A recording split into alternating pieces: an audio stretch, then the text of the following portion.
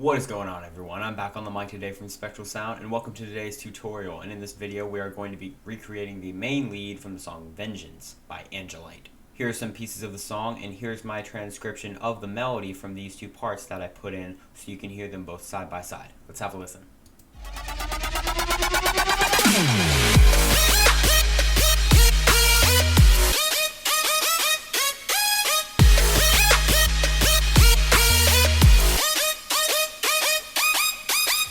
So that's a pretty accurate recreation of a lead, as you can hear, and now I will take you step by step through the process of how I made it. Here is the Serum Patch. It is not that complicated of a patch. Most of this stuff is just to get it to sound as much like the original as possible. It isn't very hard to make these types of trap leads. The post-processing for the sound is very minimal, just the low cut, a sharp low cut, and a sharp high cut right at the very end to match the way the audio sounded in the original track, you can see.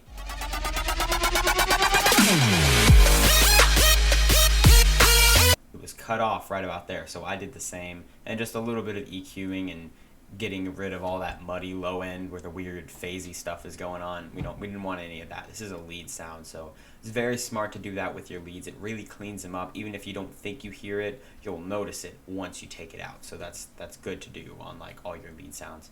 Alright, let's get right into the Serum Patch. First off, you're going to want to make a shape kind of like this for LFO1, just a little slide down and throw it on envelope mode. This is going to be the envelope for the pitch, sliding up at the beginning of each note. So you can also throw it on 1/8, so it's just a really quick slide up. In your matrix, go for your source, LFO1, and the destination, you're going to choose Global Master Tune. And you want the type to be unipolar, so it's only going one way.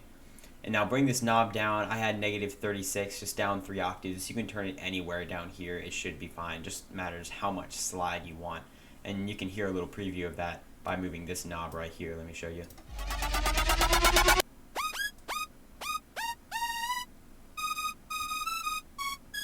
That's when it's static, but it has no life. The slide really gives it some life and gives it more character. And that's always used in trap, so just whatever. There were other modulations right here a second ago, but I realized those were just for the filter, and I didn't end up using a filter on this sound, so it doesn't really matter. It's just that one modulation, so it's nothing difficult at all. So for oscillator A, you just want a saw wave, just a normal saw wave that comes right up. You want to put it up 1 octave, and this is what we got. That I just played for you a second ago. Just basic saw sliding up, that's all we got. For this envelope 1, you want to put the attack at 34 milliseconds, so just a little bit of attack so you don't get any clickage right at the very beginning, and a little bit of release at 44 milliseconds so you don't get any clickage at the end. So it's a nice smooth sound any way you play it. You want to put the unison here up to 9 so we get a nice spread going there. You don't want the detune too high, just put it at 0.2, which is what I have it. So it's just a little bit of unison, nothing huge, just to widen it up a little bit. Because we are going to FM this, because what do I do that doesn't involve FM, right? That's just going to create a little more grit, and when there's unison, a lot of detune unison, it gets really messy, so you didn't want to mess with that too much. On to oscillator B, this one is going to be the dist Watek, which is in the digital tab. I don't know why I like this wavetable, I just do. I don't know if I like the way it looks or just something about this wavetable. It doesn't even sound that great in my opinion. I just like it. I don't know why. For this one, the wavetable position is going to be at 128. I believe that's right in the middle, just right there. So we get this nice kind of weird looking shape. It's not that complicated of a shape. It's pretty basic, which means, you know, it works well for FM in this case. So we're going to FM from B at 50%. Now, this won't make a huge difference, it's just adding a little more grit and a little more tone to it, make it sound less like just a generic saw wave. And the reason you get those lower frequencies is because I turned the level up to 85.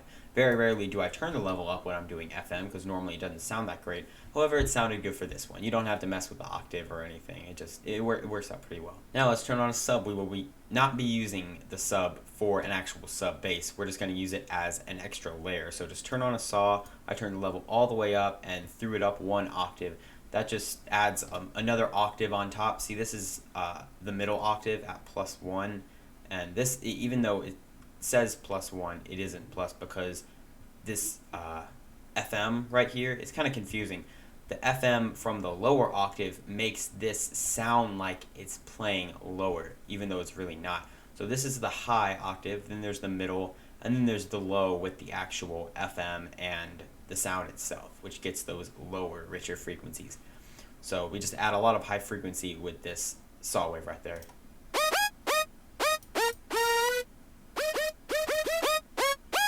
And it just helps to clean up the sound a little bit, get something completely mono and it isn't really spread out or FM'd or detuned, just something to drive it forward. It gives it just a little more meat. Alright, onto the effects. Throw a hyperdimension on this one. I didn't mess with the rate or the detune or anything. I just turned the mix all the way up. Full wideness right there. And y'all know the deal with the dimension expander right here. The size is at 0% and just turn the mix up a little bit. I didn't want it too high. A lot is already coming from the hyperdimension. So that would just mess it up a little too much in my opinion. So now this is what we got. Now it's nice and wide. Alright, onto the distortion. I chose a hard clip distortion for this one. Have the drive at 61. Nope.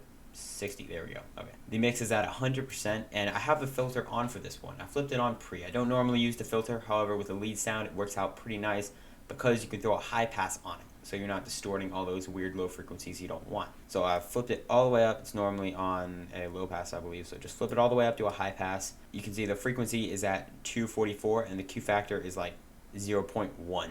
So almost as low as you can go. It doesn't really matter. Just I didn't want it peaking a ton there. I just wanted it down to about there. So we just duck down those lower frequencies, and it looks like the higher frequencies are getting ducked a little bit, but that's not a problem because that'll come out with the compressor and the EQ. Now with the distortion, this is what it sounds like. It didn't change a bunch, you just add a little more power to the sound, and that'll come out in the compression. You'll hear it a little more when we do that. So for the compressor, you can flip on multiband. The percentages for this, the high is at 200%, so we're really boosting those high frequencies. The mid is at 76, and the low is at 0. There's no low frequency to the sound. You just drop that down. You don't want to be compressing anything that isn't there, doesn't want to be there, So the mix for this is all the way up. I have the gain at 0. The main thing I just messed with was the threshold. It's at negative 10.4. Everything else should stay the same. So just some really, really strong high frequency multiband compression going on there. Now with the compression, this is what we got.